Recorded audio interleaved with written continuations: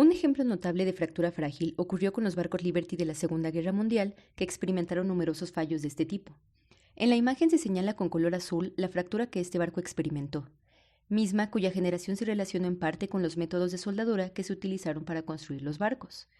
En este ejemplo, pequeñas grietas localizadas en la microestructura del material del barco crecieron lentamente como resultado del sometimiento de este a cargas repetidas y por lo tanto transferidas a la grieta, o debido también al encontrarse en un ambiente corrosivo, o incluso ambos, hasta que la grieta alcanzó un tamaño crítico. Después de esto se produjo una falla rápida y catastrófica. Es posible asociar la siguiente secuencia de eventos a los que se somete un elemento para alcanzar fractura frágil. Un pequeño defecto se forma durante la fabricación del elemento o durante el funcionamiento del mismo en el sistema o aplicación para el que fue fabricado. El defecto luego se propaga de manera estable debido a la presencia de cargas repetitivas, al estar en ambientes corrosivos o incluso ambos. Finalmente se produce una fractura repentina cuando la grieta alcanza un tamaño crítico respecto a las condiciones de carga a las que éste está sometido. De los causantes de la fractura frágil se pueden encontrar la elección inadecuada de materiales, defectos de fabricación, diseño defectuoso y la falta de comprensión de los efectos de carga. A partir del hecho de que la presencia de microgrietas en un material es ineludible, se puede definir la fractura frágil que experimenta un material como aquella que toma lugar a tensiones por debajo del rendimiento de la sección neta de un elemento con muy poca deformación plástica observable o incluso nula y mínima absorción de energía. Que fracture de manera frágil se caracterizará por tener baja tenacidad. El movimiento de la grieta será perpendicular a la dirección de la carga aplicada al elemento que la contiene. Por ejemplo, si se imagina que la imagen es una probeta sometida a tracción y que además contiene una grieta de tamaño 2A, el mecanismo de rápida propagación de esta dará lugar a la fractura frágil. La geometría del elemento fracturado dependerá de la relación ancho-espesor del elemento. A nivel microestructural, la fractura frágil puede ser de forma transgranular o intergranular. El avance de la grieta se dará a través de los granos debido a la ruptura de enlaces atómicos que tendrá como consecuencia la separación de enlaces cristalinos. El agrietamiento a menudo se propaga a lo largo de planos cristalográficos específicos llamados planos de clivaje, por lo que este fenómeno también se le denomina fractura por clivaje, en la que la propagación de la grieta tendrá lugar de una manera extraordinariamente rápida. Con la imagen se trata de ejemplificar la ruptura de enlaces atómicos producto del avance de la grieta. Los cristalográficos preferentes de clivaje son aquellos que tienen la menor densidad de empaquetamiento por dos razones. El número de enlaces a separar es menor y la distancia interplanar es mayor. La orientación de la grieta posee tendencia a cambiar de plano cuando pasa de un grano al contiguo, ya que la grieta sigue el plano de clivaje de orientación más favorable en cada grano y los granos vecinos tienen orientaciones diferentes.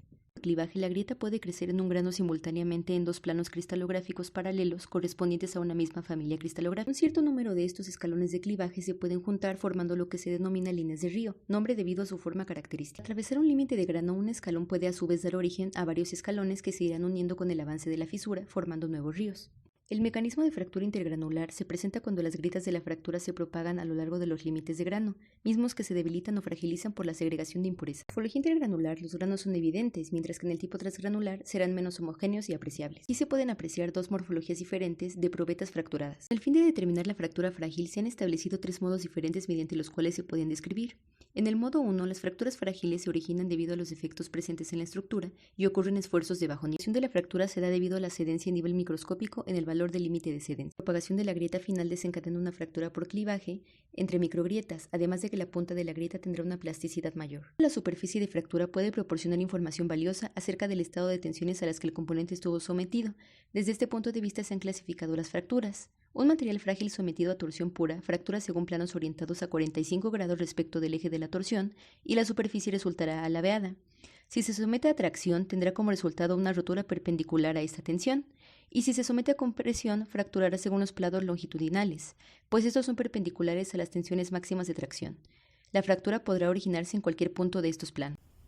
En fractomecánica conocemos dos parámetros, el parámetro Kc y el parámetro K. Estos parámetros se conocen como el factor de intensidad de tracciones y dependen de la geometría de un componente, el esfuerzo del material y la longitud de una grieta. El subíndice C indica que el valor de K es un valor crítico para la fractura. A su vez, tenemos que Kc representa la tenacidad a la fractura, lo cual indica que es el valor crítico del factor de intensidad de tracciones que provoca una inestabilidad en la microgrieta. En el planteamiento mostrado en la pantalla podemos observar que la tenacidad a la fractura es igual a la raíz de 2 veces el módulo de elasticidad por la tensión superficial. Por medio de diversos parámetros podemos caracterizar las condiciones del extremo de la grieta en donde se presenta la fractura. Existen 3 categorías en donde podemos clasificar el fenómeno de fractura. El primero de ellos es el de la mecánica de fractura elástica lineal. El segundo, el de mecánica de fractura elastoplástica, y como tercer categoría encontramos a la mecánica de fractura dependiente del tiempo a la temperatura.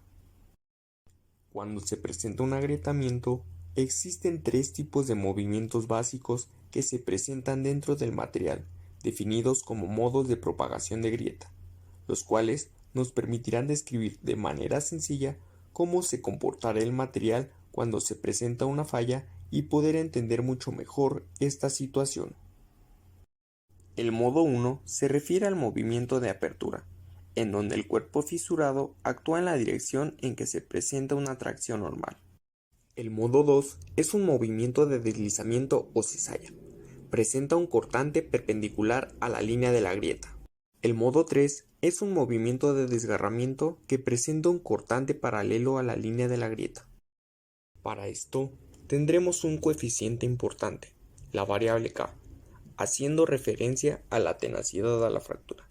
Cuando se presenta el modo 1 de carga con presencia de una grieta en una dirección perpendicular al plano, tendremos el siguiente planteamiento, en donde tendremos un esfuerzo normal igual a la variable K dividido entre la raíz de 2 veces pi por el radio de la grieta. Cuando se presenta este fenómeno, la tracción en el extremo de la grieta se caracteriza en un valor único de tenacidad. La magnitud de la intensidad de las tracciones en la región al extremo de la grieta para la intensidad de tracción K depende de 3 factores: la carga aplicada externamente, la longitud de la grieta y la geometría del cuerpo fisurado y método de aplicación de carga.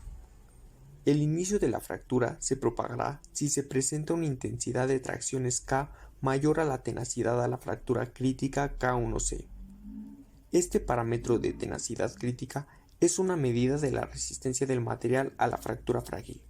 Pueden ser estudiados materiales de ambas características, sin embargo, su uso es más común en materiales frágiles.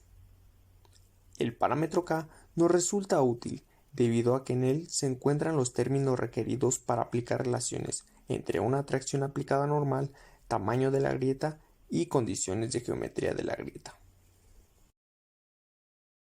Para poder determinar de una manera correcta el parámetro K1C, es necesario tomar algunas consideraciones en cuenta, y de manera particular en deformación plana.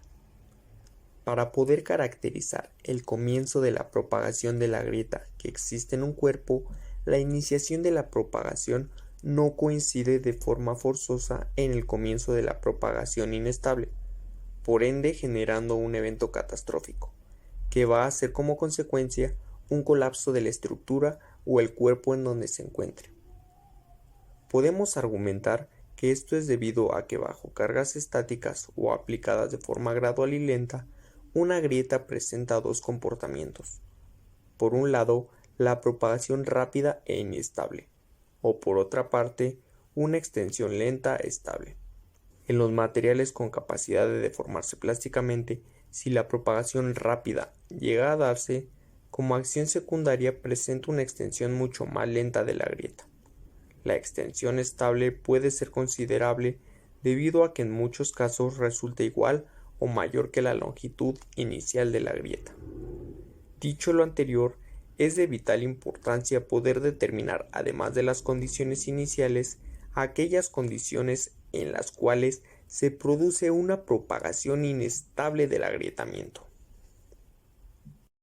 La principal función de la mecánica de fractura elástica lineal permite relacionar el valor de tenacidad suministrado, es decir, la fuerza que impulsa la grieta al crecimiento de la misma, y las características de resistencia a la fractura para un material dado pueden expresarse en términos de un valor de tenacidad crítico.